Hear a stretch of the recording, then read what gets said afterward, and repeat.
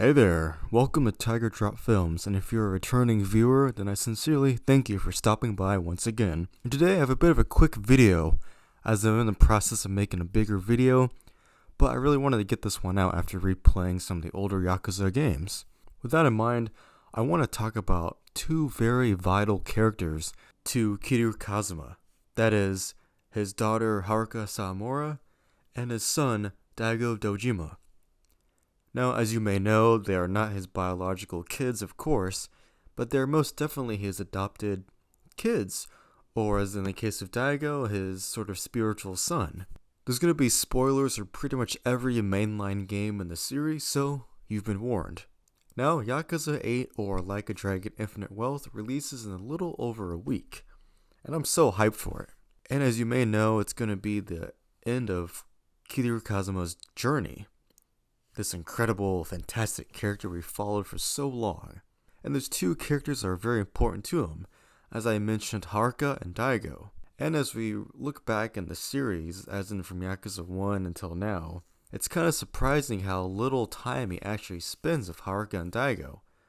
Now, of course, he does live with Haruka for a couple of years before the events of Yakuza 5 occur, but when looking back on this series, he also doesn't really spend a whole lot of time with Daigo, but he manages to leave a very big impact on both Haruka and Daigo, especially when you consider how he ended up with these two characters. Both Haruka and Daigo had two horrible fathers. You probably can't even call them fathers, but Jangu was Haruka's bio dad, and Sohei Dojima was Daigo's bio dad.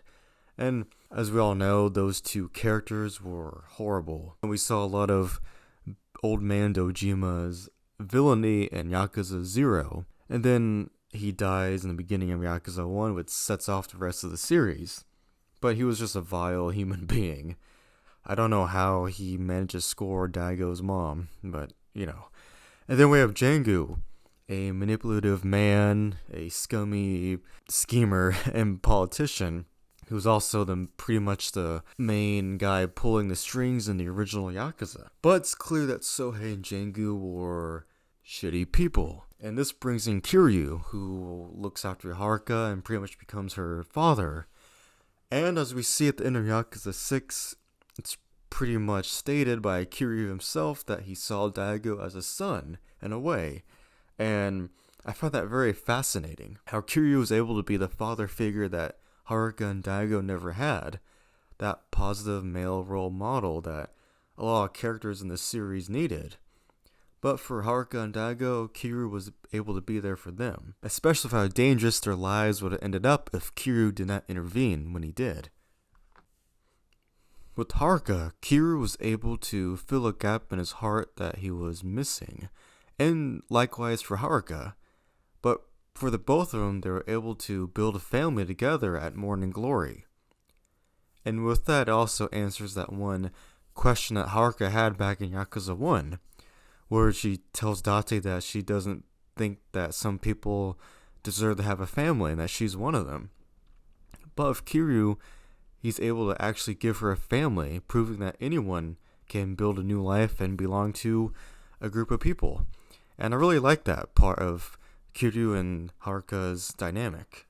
For example, whenever I think of Yakuza 3, it always comes to my mind the ending, where even when Kiryu gets stabbed by Hamazaki, Haruka's there by his side and she's there to just be there for him as support.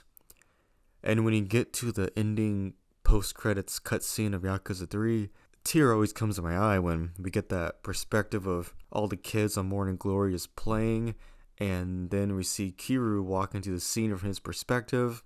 Then the camera cuts back out and we just see him and Haruka standing side by side by what they built together as they look out into the sky.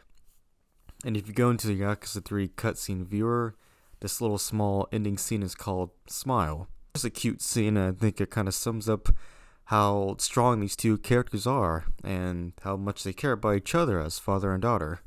And Haruka will even be there for Kiryu in the post-credit scene of Yakuza 4 when he's with the Tojo clan. And I find that to be a really neat touch, because she's even there for him when he's trying to actually help the Yakuza in a non-fighting way. And then in Yakuza 5, I think it really benefits her character that we got to play as her for a couple chapters and just see how she manages on her own. And Haruka as a character is one that also complements Kiryu's own kindness, because they're both characters who are deeply kind at heart and willing to look past people's flaws to help them, as we see in the side stories they each interact with.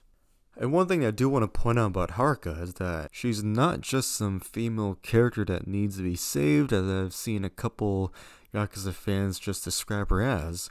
And, she's not just that. I've noticed that throughout the series, Haruka's always stuck it up back to these intimidating Yakuza men. Like, even if you look at the slapping scene in Yakuza 1 where Kiryu slaps her, yeah, Kiryu did the wrong thing and he apologizes for it, but that didn't, make Haruka cry or anything. Even after the slap, she's still asking to see her mother, showing that she's tougher than she may look. As we see again in Yakuza 3 where she stands up to Mine, or Yakuza 5 where she stands up to Kanai. And even in Yakuza 6 when she's holding Haruto and being aggravated by the Jingwan Mafia, she still kicks one of them in the balls and is able to escape, even though she ends up getting hit by a car. But I do think that Haruka has more of a strength to her than other fans may realize or overlook. Sure, Haruka's not going to be able to beat up these Yakuza guys herself, but it's not like she takes crap from them. And the same applies to Daigo. Daigo himself may not seem so strong in his first couple outings, but he really grows as a character, and he's not a guy that just wants to give up. Over the course of the series, Daigo is a character who grows into really owning that Fudomio Irizumi on his back. This Irizumi where the Fudomio has one eye closed that represents personal protection.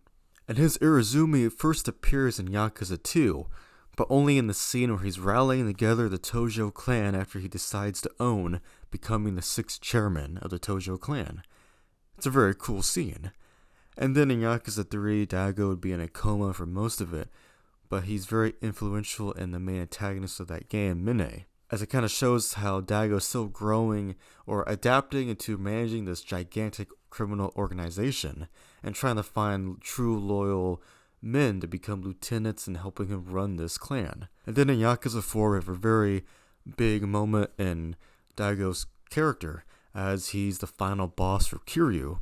And I think this is a very smart choice, as not only does it help kind of lift all the many new characters in Yakuza 4 by just having a returning one be the antagonist, but it helps Daigo really be fleshed out, as this is when he's gets coerced into working for Munakata, and Kiryu has to come in and pretty much save him. But it's not a battle of hate, just one of trying to have understanding and finding each other's place, as Kiryu decides to own being a Yakuza, and by doing so has to help Daigo see the error of his ways. It's a pretty badass fight. And what I really appreciate is that the outcome of Yakuza 4 and Kiryu and Daigo's battle does pay off in Yakuza 5, where in the opening we see Daigo does come to Kiryu for help, even though it's supposed to be undercover. But Kiryu not wanting to help Daigo this time due to the circumstances of the Yakuza 5 story is pretty interesting, because it ends up with Daigo searching for Shinada and then trying to solve the Tojo and Omi dispute by himself by bringing all these other Yakuza clans throughout the country together. And you really get to see the strength of Kiryu and Daigo's dynamic towards the final chapters, where Daigo gets shot by Serizawa on the opposite rooftop, and Kiryu tries to reach out to help him, even though he can't make the jump. But Kiryu's screaming out Daigo's name because he just saw him get shot, and Saejima has to hold Kiryu back.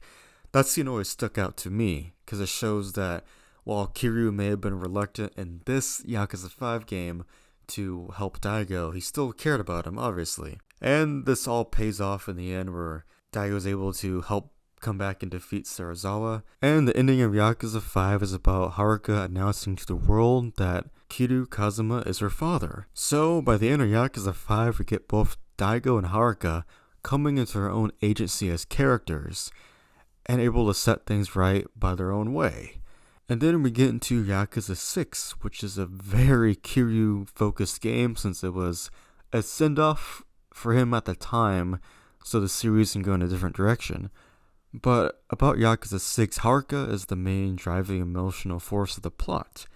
And then Daigo is sent to prison due to a new shady scheme in the Tojo clan that removed Daigo, Saejima, and Majima from power. So he's locked up in jail.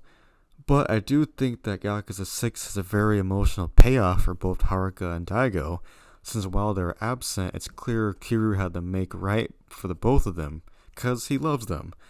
And Kiryu's the kind of guy that knows he has to look out for the people he cares about, even if it means sacrificing his own well-being. Traits that he has, in a way, passed on to Haruka and Daigo. But in Yakuza Gaiden, we do get a proper reunion between Daigo and Kiryu, and it's a scene I love, because you can tell Daigo really wants to talk to Kiryu, but he just can't given the circumstances of, well, the Daidoji. Nonetheless, this brings me to the end of the video, where infinite wealth is on the horizon, and we're bound to get more scenes between Kiryu, Daigo, and Haruka. You know what I mean, just finishing his journey with these beloved characters that he's built a foundation with the past almost 20 years now. And it really makes me excited to see what's going to happen to Infinite Wealth, because I for sure know I'm going to be shedding some tears. And let's please be wary of spoilers for the new game for everyone. And if you see someone trying to post spoilers like crazy, be sure to tiger drop them, because I sure am. Well, thank you so much for watching this little retrospective, brief one at that, over Daigo Dojima and Haruka Sawamura. And really, thank you guys for watching. Please be sure to like and subscribe, and let me know in the comments your favorite things about these characters. And I'll see you in the next one, so please stay tuned. Tiger Drop Films out. Ha! Ha ha!